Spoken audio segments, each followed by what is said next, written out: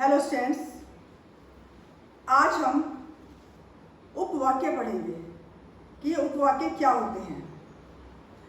संयुक्त या मिश्र वाक्यों में एक से अधिक उपवाक्य होते हैं। संयुक्त वाक्य में जैसे आप सेंटेंस पढ़ते हैं कि उसने खाना खाया और वह खेलने चला गया, तो उसने खाना खाया, वह खेलने चला गया, इस सेंटेंस में ये दो उपवाक्य होंगे।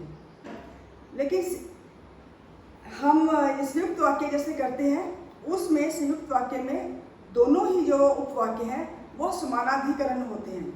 दोनों अपने आप में इंडिपेंडेंट होते हैं, दोनों का अधिकार समान होता है और वे स्वतंत्र होते हैं। लेकिन मिश्र वाक्य में ऐसा नहीं होता। तो उपवाक्य हम वैसे बताते हैं कि 3 प्रकार के होते हैं: समानाधिकरण उपवाक्य, प्रधान उपवाक्य और आश्रित उपवाक्य। समानाधिकरण उपवाक्य में बिल्कुल समान होते हैं, इंडिपेंडेंट होते हैं सेंटेंस, जैसे हम संयुक्त वाक्य में करते हैं। लेकिन जो प्रधान उपवाक्य है और आश्रित उपवाक्य है, उनमें क्या अंतर है कि जो सेंटेंस है, अगर 2 सेंटेंस होंगे, उनमें एक सेंटेंस जो है वो प्रधान होगा, मेन होगा, दूसरा सबऑर्डिनेट होगा, वो उसके ऊपर आश्रित होगा, नहीं तो वो सेंटेंस समझ में नहीं आएगा। तो प्रधान वाक्य किसी वाक्य का ऐसा उपवाक्य जो अपने आप में पूरा हो और उससे जुड़ा दूसरा उपवाक्य उस पर आश्रित हो, उसे हम प्रधान उपवाक्य कहते हैं। जैसे मुझे वह पुस्तक मिल गई जो कल गुमी थी। अब मुझे वह पुस्तक मिल गई, ये है प्रधान वाक्य। जो कल गुमी थी वो इसके ऊपर आश्रित है। तो ऐसा जो पहला सेंटेंस है वो है प्रधान वाक्य। ऐसे ही सेम आश्रित वाक्य, जो उपवाक्य अर्थ की पूर्णता के लिए, अर्थ अपना पूरा कंप्लीट करने के लिए वो प्रधान उपवाक्य पर आश्रित होता है, उसे हम आश्रित उपवाक्य कहते हैं। यही सेंटेंस मैं एक बार दोबारा बताती हूँ कि मुझे वह पुस्तक मिल गई जो कल गुमी थी। तो पहला जो सेंटेंस है कि मुझे वह पुस्तक मिल गई, वो प्रधान उपवाक्य है।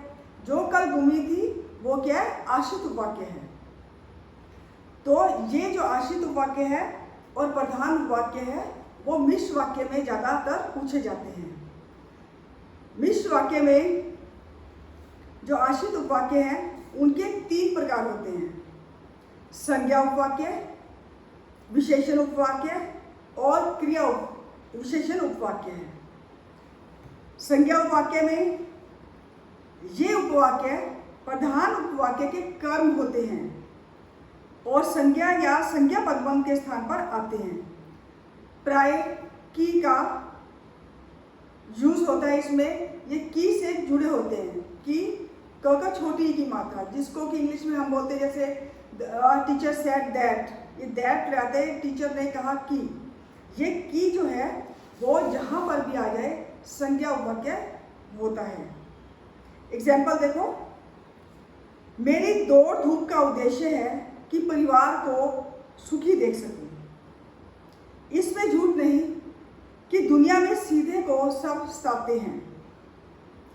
थर्ड देखो, मेरे परिश्रम का उद्देश्य है कि मैं अच्छे अंक प्राप्त कर सकूं। अब इन वाक्यों में सब में की आया हुआ है, जिसमें ऐसा की वर्ड आ जाए वो हमेशा संज्ञा उपवाक्य होता है।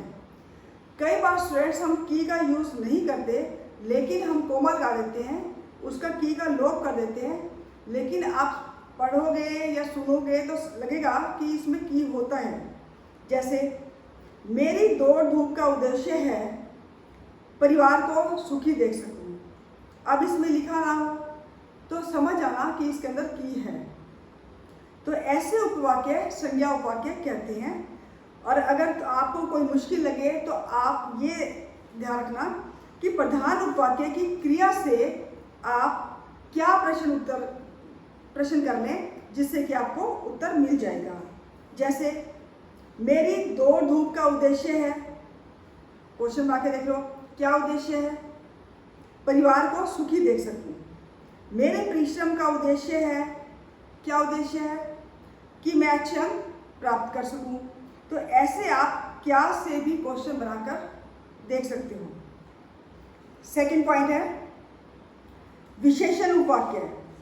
प्रधान उपवाक्य की संज्ञा या सर्वनाम की विशेषता बताने वाले आश्रित उपवाक्य विशेषण उपवाक्य कहलाता है। कैसे? जो लड़का कल दुर्घटना में घायल हुआ था वह नहीं रहा। जो संतोषी होते हैं वे सदैव सुखी होते हैं। वे धन की कदर नहीं जानते जिन्हें मुफ्त का माल मिला हो। अब ऐसे सेंटेंस में आपने देखा कि एक सेंटेंस के अंदर जो, जिन्हें ऐसे यूज हुआ है स्टार्ट करने से पहले। तो स्टार्टिंग में जो, जिसे, जिसने, जिनको, जिन्होंने, ऐसे वर्ड अगर आ जाएं वो हमेशा विशेषण उपवाक्य होते हैं। एग्जाम में आ जाते हैं कि इसमें छांटो कि उसमें कौन सा उपवाक्य है। तो आपने निशानी ये याद रखनी है कि जो, जिसे, जिन्होंने, जिनको ऐसे वर्ड से स्टार्ट हो वो हमेशा विशेषण उपवाक्य कहलाता है। थर्ड पॉइंट है क्रिया विशेषण उपवाक्य। जो उपवाक्य प्रधान उपवाक्य की क्रिया की विशेषता को प्रकट करे या बताए उसे हम क्रिया विशेषण उपवाक्य कहते हैं। अब क्रिया विशेषण का मतलब क्या होता है? जो शब्द क्रिया की विशेषता को प्रकट करे। अब क्रिया की विशेषता को प्रकट करने के लिए आप 4 वर्ड याद कर लो कि या इसके पॉइंट याद करो। रीति, काल, स्थान, परिमाण। अगर क्वेश्चन बना के देखना है तो कैसे, कहाँ, क्या, कितना, ऐसे आप क्वेश्चन बनाकर देख सकते हैं। और एक कब। तो ऐसे क्वेश्चन अगर बताने में अगर आंसर मिल जाए तो वो क्रिया विशेषण होते हैं। इनमें एक बार 4 दोबारा देख लो। कैसे, कब, कहाँ, कितना। इस 4 से बनाने हैं क्वेश्चन। क्या जो है वो उसका संज्ञा वाक्य से संबंध है। तो जिसमें आपको आंसर मिल जाए तो वो समझ लेना कि वो क्रिया विशेषण होता है। इसके उदाहरण देखो। तुम वहां चले जाओ जहां बस जाती है। सेकंड, जहां तुम रहते हो वह भी वही रहता है। जब मैं घर पहुंचा तब रात हो गई थी। ज़्यादातर इसमें जब, तब, यदि, तो इस टाइप के वर्ड्स आते हैं। जैसे जैसे, वैसे वैसे। ऐसे सेंटेंस अगर आ जाएं तो वो हमेशा क्रिया विशेषण ही कहलाते हैं। खिड़की बंद कर दो ताकि मच्छर ना आ जाए। कारण बता दिया इसके अंदर। तो ऐसे सेंटेंस में जब, जहाँ, जैसे, जितना, यदि, तो इस प्रकार अगर जुड़े हुए हों तो हमेशा वो क्रिया विशेषण होते हैं। तो एक बार आप दोबारा सुन लो। संज्ञा वाक्य में निशानी क्या है? की। और विशेषण वाक्य में जो, जिसे, जिन्होंने, जिसने, जिनको, ऐसे अगर स्टार्ट हो जाए तो वो विशेषण वाक्य होंगे। और जो थर्ड है क्रिया विशेषण वाक्य में रीति, काल, स्थान, परिमाण। तो ऐसे में कैसे, कहाँ, कब, कितना, इससे अगर आपको क्वेश्चन का आंसर मिल जाता है तो वो क्रिया विशेषण कहलाता है। तो स्टूडेंट्स, आपको ये उपवाक्य समझ में आ गए होंगे। मैं आशा करती हूँ कि आपको ये वीडियो पसंद आया होगा। Thank you and have a nice day.